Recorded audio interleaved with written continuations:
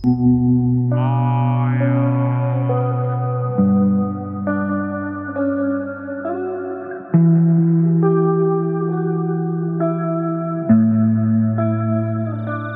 semua, pada kesempatan ini ada sebuah kisah nyata yang diceritakan oleh seorang teman bahwa temannya ini melakukan sebuah kesesatan, yaitu melakukan sebuah ritual pesugihan kawin dengan ratu siluman tikus.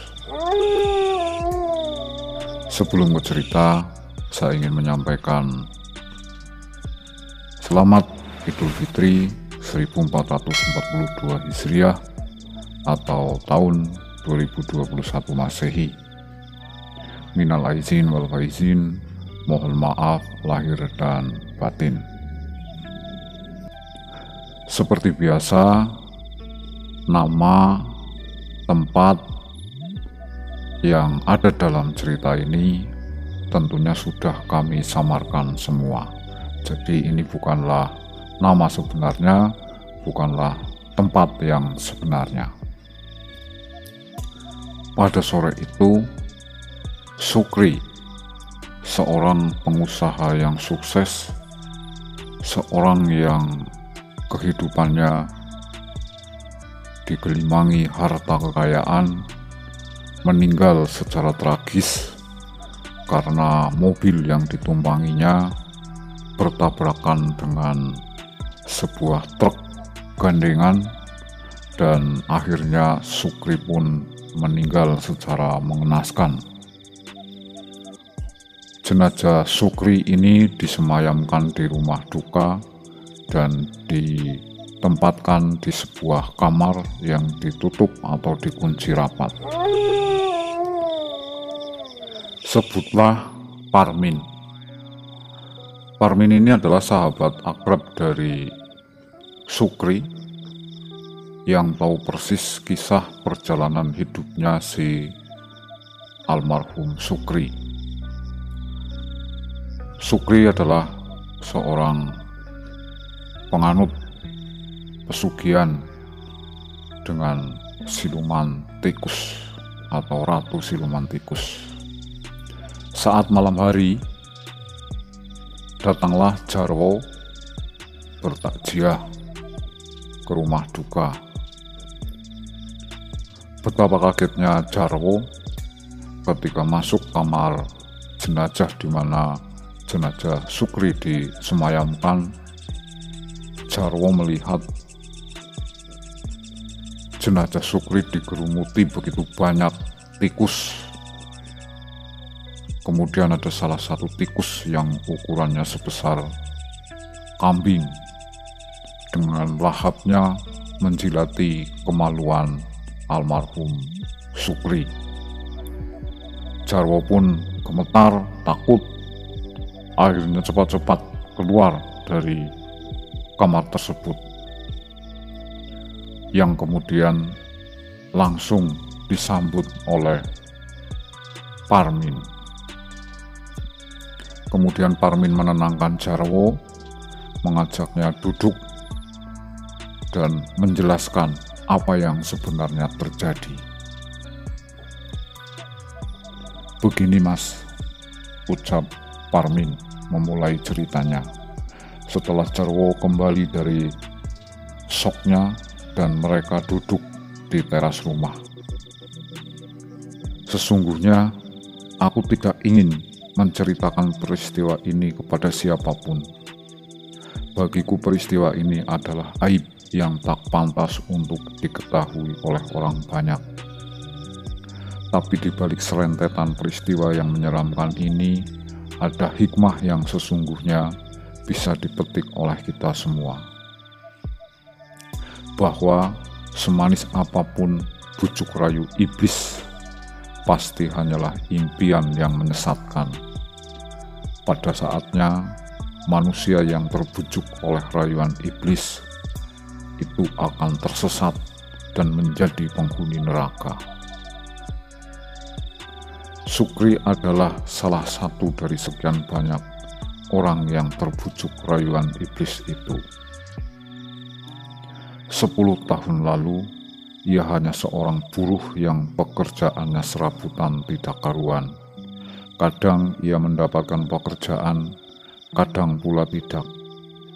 Tak jarang, untuk sekedar mencari makan saja, Sukri harus banting tulang seharian dengan hasil yang tidak memuaskan. Bahkan, ia dan keluarganya pernah tidak makan seharian lantaran tidak mendapatkan uang sepeser pun. Sebagai teman sejak kecil, aku tahu semua yang dilakukan oleh Sukri. Ia adalah orang yang berterus terang dalam banyak hal padaku. Aku menjadi salah satu orang yang kerap dijadikannya tempat mengadu setiap ia mendapatkan masalah. Karena kepadaku pula, ia kerap meminta bantuan. Ketika masih dalam keadaan susah, Sukri seringkali meminjam uang atau meminta makanan untuk istri dan anaknya. Hal itu ia bercerita padaku. Baru saja pulang dari rumah temannya di kota A yang terdapat di sebuah pulau Jawa. Temannya mengajak Sukri untuk melakukan ritual pesugihan di sebuah gua yang bernama Gua Tikus. Dia menceritakan itu padaku untuk meminta pendapat apakah ia harus mengikuti temannya atau tidak. Tentu saja, aku langsung menjawab tidak. Untuk apa kau lakukan itu? Meskipun kau bisa kaya raya, tapi pada suatu saat kau akan sengsara dan menjadi penghuni neraka selamanya. Jawabku kepada Sukri. Sukri termenung mendengar jawabanku. Tapi jelas di raut wajahnya, ia masih ragu untuk mengikuti saran teman atau mengikuti apa saja yang baru saya katakan. Paginya kami bertemu di jalan, lalu ia mengajakku mampir ke sebuah warung kecil di pinggir jalan itu. Aku terpaksa mengambil keputusan ini, Min. Aku sudah tidak tahan lagi. Kenapa kau lakukan ini? Masih banyak pekerjaan halal yang bisa kau lakukan. Aku setengah membentak. Tapi Sukri sudah mengambil keputusan. Ia akan menjalankan perjanjian maut dengan iblis Gua Tikus. Tekadnya sudah membaja dan merengek-rengek kepadaku agar aku bisa menemaninya. Awalnya aku tidak mau, tapi melihat muka melasnya, terpaksa aku setuju dengan perjanjian. Aku hanya menunggu di depan Gua Tikus itu. Hujan baru saja berhenti. Kabut tipis mulai turun menyelimuti kampungku yang sunyi, sepi setelah diguyur hujan lebat. Sore itu aku pamit pada istriku untuk menemani Sukri ke rumah teman di Jawa. Aku tidak berani mengatakan karena semua orang tahu Gua Tikus adalah tempat angker yang banyak dihuni makhluk halus dengan penampakan mengerikan dan tempat mencari pesugihan yang cukup terkenal di sebuah pulau Jawa. Akhirnya kami pun berdua berangkat dengan menggunakan bus antar provinsi. Singkat cerita, malam itu setelah sampai di Jawa, aku dan Sukri menemui Ki Karso, seorang juru kunci Gua Tikus. Setelah perbincangan yang cukup lama, akhirnya sekitar pukul 12 malam, mereka mulai menggelar ritual tepat di mulut gua. Sesajian khusus untuk makhluk gaib penghuni gua digelar tepat di depan sebuah pohon trembesi.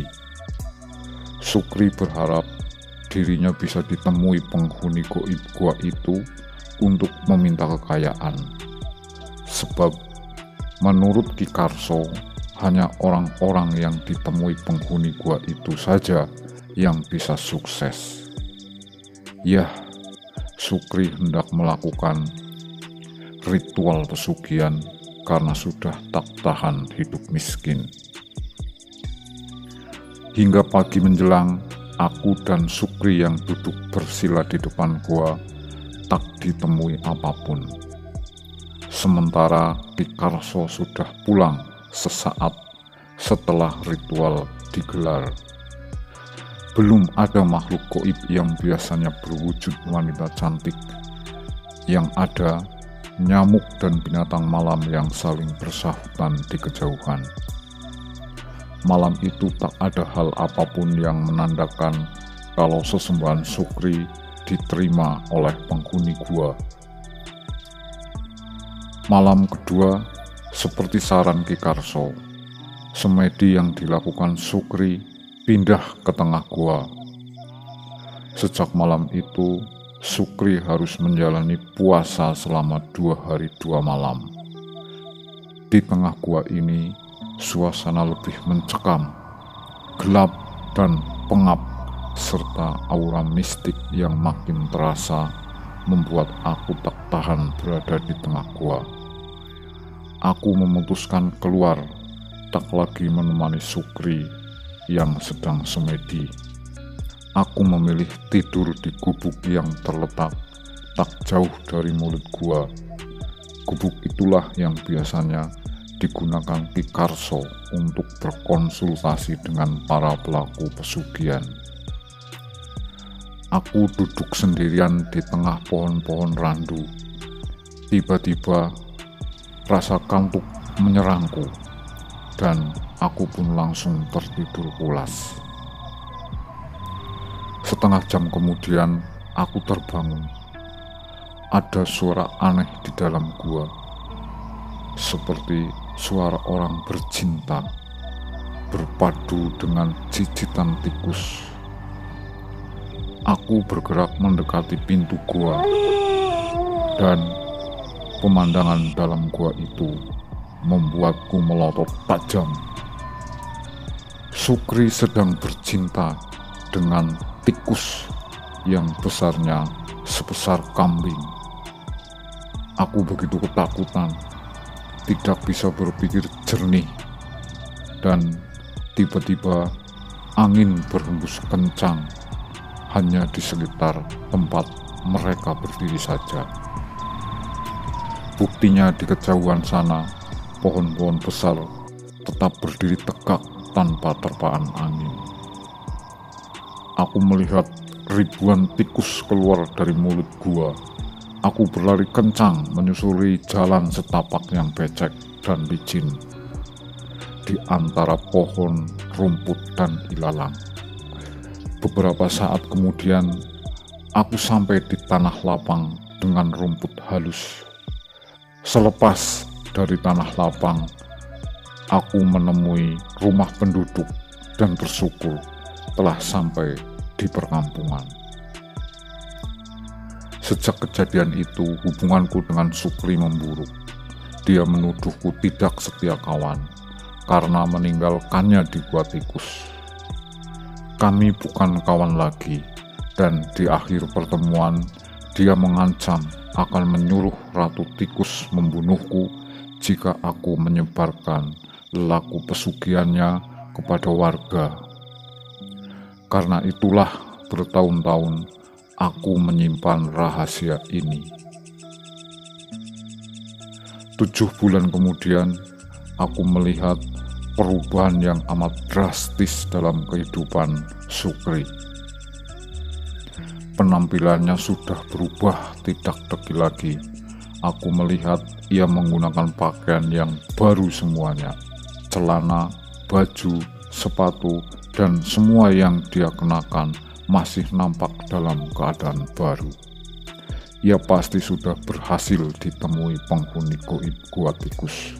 Ia juga mendapatkan harta berlimpah berupa karung-karung beras yang konon didapat dari pencurian anak buah Ratu Tikus kepada petani-petani sawah, hingga menjadikan padi gabuk alias tak berisi. Entah bagaimana caranya membawa, entah disewakan atau apa, aku tidak tahu. Yang pasti, kini Sukri sudah menjadi juragan beras. Hari berganti hari, tahun pun berlalu. Sukri kini benar-benar kaya raya. Ia memiliki perusahaan penyuplai beras di hotel, restoran, di sebuah kabupaten di sekitarku. Makin hari, hartanya makin bertambah dan tidak pernah berkurang. Setiap pekerjaan yang ia lakukan selalu mendapatkan keuntungan dan menghasilkan uang yang banyak. Kepada Sukri, banyak tetangga yang minta bantuan uang atau modal. Anehnya, banyak pula tetangga Sukri yang meninggal setelah mendapatkan uang atau bantuan modal dari Sukri. Desas-desus Sukri melakukan pesugihan pun mulai terdengar di mana-mana. Banyak orang yang berbisik-bisik kalau Sukri melakukan pesugihan dan sudah menumbalkan 3 orang tetangganya. Hal ini tentu saja membuat Sukri resah karena ia melakukan hal itu. Tapi dengan harta yang dimiliki, Sukri selalu bisa menutupi keadaan karena banyak orang yang bergantung padanya. Ia banyak membantu para tetangganya dengan uang. Ia juga memiliki beberapa karyawan yang bergantung padanya. Tapi sampai kapan ia bisa menutupi keadaan itu? Karena orang-orang di sekitarnya pun mulai curiga dan satu demi satu mulai meninggalkan keluarga Sukri. Tak seorang pun berani mempertaruhkan nyawa mereka untuk bekerja di rumah keluarga Sukri, hingga akhirnya banyak mendatangkan karyawan dari daerah lain yang tidak tahu menahu soal masa lalu Sukri. Kini puluhan tahun sudah Sukri menikmati harta kekayaan yang diberikan iblis pesugihan itu. Sukri mulai merasa resah, mengingat perjanjian yang ia lakukan dengan iblis itu sudah mendekati akhir, karena dia sudah tidak mampu lagi memberikan kepuasan sama Ratu Tikus. Meski ia sendiri tidak tahu kapan iblis itu akan datang menjemputnya, tapi hati kecilnya merasa saat mengerikan itu sudah dekat. Karena itu, dia datang menemuiku di suatu sore yang cerah. Sedang asiknya aku menikmati segelas kopi hitam, tiba-tiba sebuah mobil sedan hitam menyeruak memasuki halaman rumahku. Aku tak tahu siapa pengendara mobil itu hingga ia membuka pintunya. Sukri keluar dari pintu depan tanpa ditemani siapapun. Langkah kakinya sangat aku kenal, itu masih seperti dulu, tak ada yang berubah sedikit pun.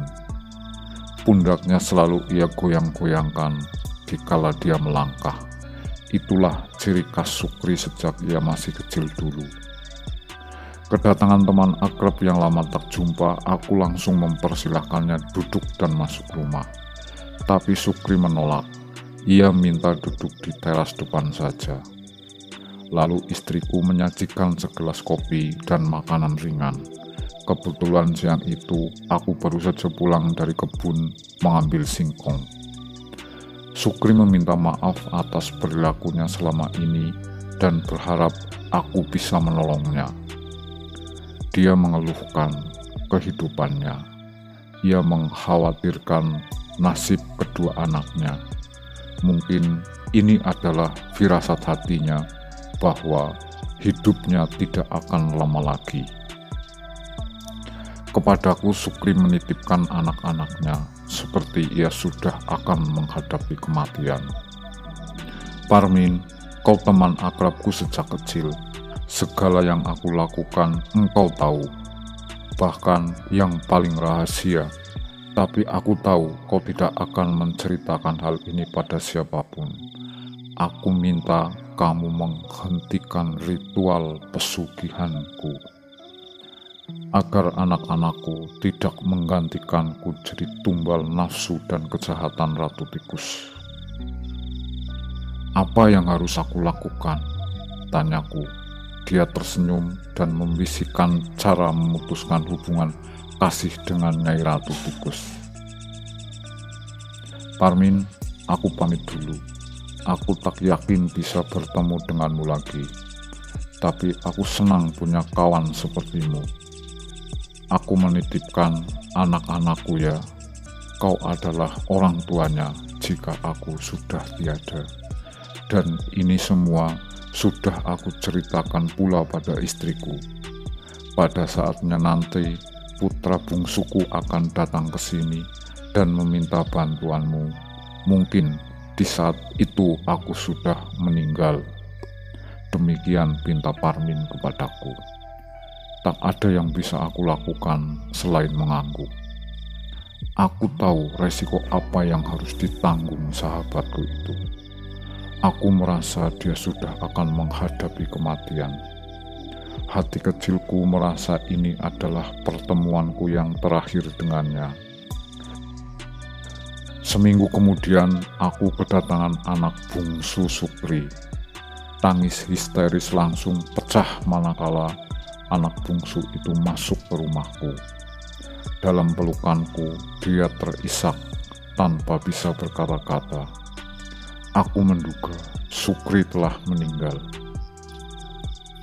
Bapak meninggal, Pak Lek. Hanya itu yang keluar dari mulutnya di sela-sela isak tangisnya. Istriku berusaha menenangkan anak Sukri dengan memeluknya. Dalam dekapan istriku, aku melihat anak itu tetap terisak menahan tangis. Aku paham dengan perasaannya, meski aku belum mengenal dekat padanya. Tapi sepertinya telah dekat denganku karena Sukri memang kerap menceritakan tentang diriku pada anak-anaknya.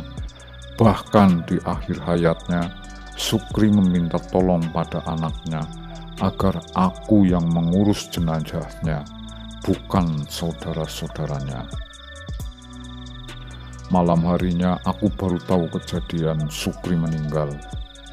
Malam itu Sukri pamit pergi ke toko untuk membeli keperluan rumah. Tak seperti biasanya, Sukri pamit kepada anak-anaknya untuk berbelanja di toko yang agak jauh. Butuh waktu sekitar 2 jam perjalanan untuk bolak-balik ke toko itu. Padahal biasanya Sukri hanya berbelanja ke toko yang dekat saja. Tidak sampai 1 jam, keluarga Sukri dikejutkan dengan berita kecelakaannya karena ditabrak truk gandeng.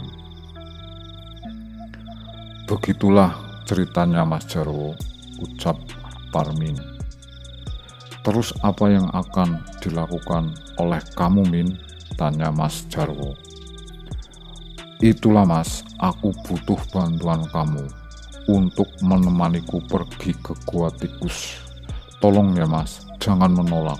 Pada siapa lagi aku minta bantuan, pinta Parmin dengan penuh harap.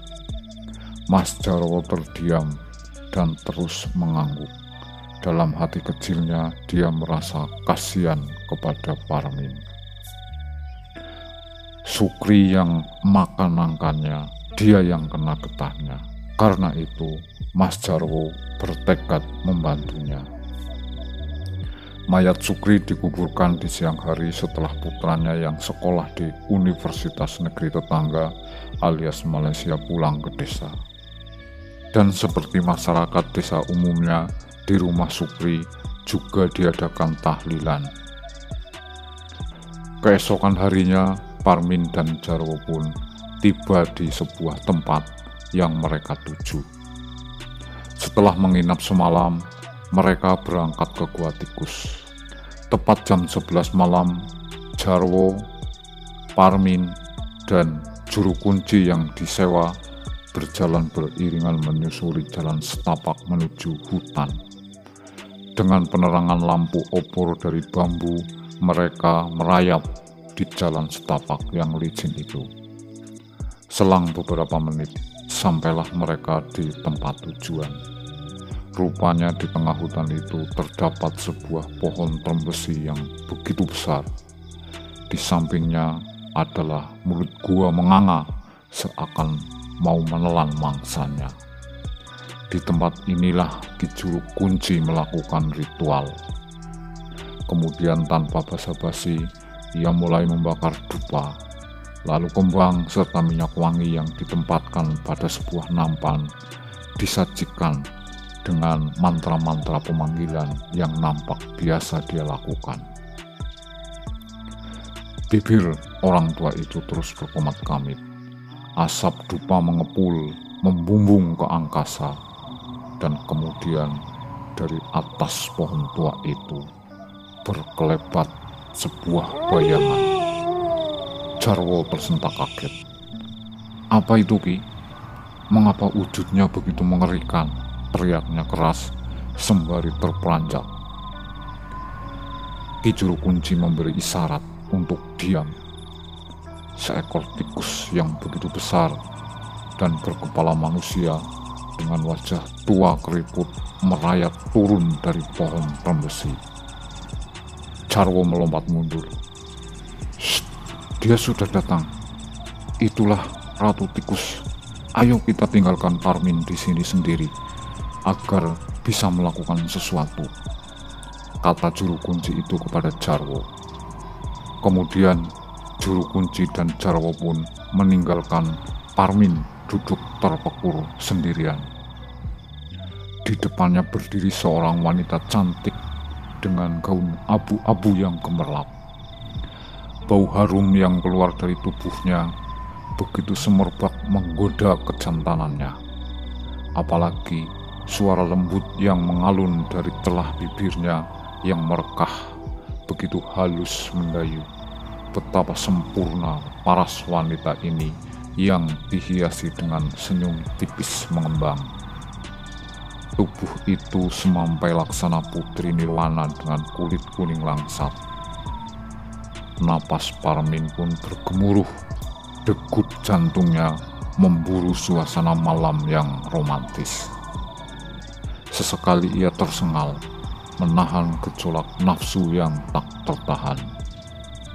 Tapi Parmin mencoba menetralisir gejolak nafsunya. Tiba-tiba wanita itu pun berkata, "Apa kamu yang bernama Parmin?" Sapa wanita itu dengan lembut. Parmin blingsatan. Ia tertegun dengan kaget ia disapa. Kemudian Parmin pun bertanya balik, "Siapa kamu dan mengapa menemuiku?" Jawabnya dengan sedikit gemetar. Sosok cantik dan menggoda itu pun kembali melempar senyum untuk merayunya. "Bukan aku yang menemuimu, tapi engkaulah yang mendatangi tempatku, karena aku penunggu hutan ini. Namaku Ratu Tikus. Aku tahu nama serta maksudmu karena abdiku, yaitu Ki Karso sang Juru Kunci, telah mengungkapkannya. Apakah kau tidak menyesal?" Suara lembut wanita itu seakan menusuk hati Parmin. Ada sesuatu dalam tubuhnya yang menolak pesona wanita setan di depannya. "Aku harus ingat tujuanku. Tujuanku adalah untuk membebaskan Sukri," bisik hatinya. Kemudian dia pun berkata kembali kepada sosok Ratu Tikus tersebut, "Aku tak mungkin menyesal, Ratu. Kau sosok sempurna yang selama ini aku cari." Tilahku diplomatis. "Kalau begitu, aku akan membantumu dengan semua keinginan yang kau minta. Segala impianmu akan segera terwujud. Tapi engkau harus puaskan gejolak nafsuku pada setiap malam bulan purnama. Dan ingat, pada saat kau memuaskan diriku, tidak boleh ada seorang pun yang melihatnya. Jika itu terjadi, maka engkau beserta orang tersebut yang harus menanggung akibatnya, kata Ratu Tikus itu. Pantas saja Ki Karso mengajak Jarwo untuk meninggalkanku seorang diri, bisik hati Parmin. Tiba-tiba tempat yang Parmin pijak, tanahnya berubah menjadi berlapis permadani. Di depannya ada tempat tidur berlapis spray abu-abu gemerlap. Parmin ketakutan, matanya memandang ke sana ke sini, mencari sebuah foto. Ya, foto almarhum Sukri. Kenapa Kang Mas? Itu semua foto suamiku. Tidak usah takut. Aku sanggup melayani suami-suamiku, ucap Ratu Tikus itu sambil mendekati Parmin. Bersamaan dengan itu, Parmin melihat foto almarhum Sukri dan tak jauh dari jangkauan tangannya. Dia segera mengambil foto itu dan secepat kilat dia membakarnya dengan sebuah korek api yang sudah dia sediakan. Kemudian yang terjadi, Ratu Tikus menjerit menyayat hati hingga membuat Parmin terpental keluar dari gua tikus. Parmin yang terpental dari gua tikus itu kemudian ditarik oleh Jarwo, dan kemudian mereka berdua lari tunggang-langgang meninggalkan gua tikus. Seolah menjadi mimpi yang tak pernah terduga jika keluarga Sukri sekarang jatuh miskin karena semua hartanya terbakar tanpa diketahui apa penyebabnya. Kecuali Parmin dan Jarwo yang benar-benar mengetahui kisah perjalanan almarhum Sukri. Dan berkat perjuangan Parmin dan Jarwo, akhirnya bisa memutus jalinan persekutuan antara Sukri dengan Ratu Siluman Tikus. Demikian teman-teman semua, semoga cerita ini bisa menjadi sebuah pelajaran buat kita semua agar manusia sesulit apapun kondisinya, janganlah tergoda dengan rayuan iblis yang mengiming-imingi dengan harta kekayaan.